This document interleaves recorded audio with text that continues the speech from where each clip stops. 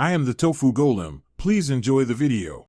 In this video, I will explain how to change your Toyota Camry rear brake pads. First, gather all your necessary tools, including a jack, a lug wrench, and a C-clamp. Make sure you have your new brake pads and some fresh brake fluid on hand. Safety is paramount, so always use jack stands and wheel chocks to secure your vehicle before starting any work. Now, let's get those old pads out.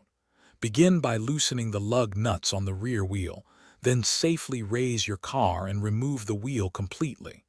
Next, locate the two caliper guide bolts on the back of the brake caliper. Use a wrench to remove these bolts.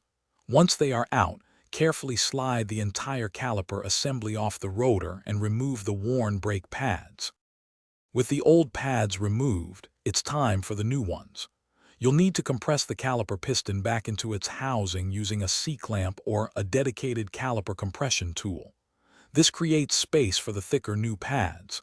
Now, install your new brake pads, making sure they are correctly seated.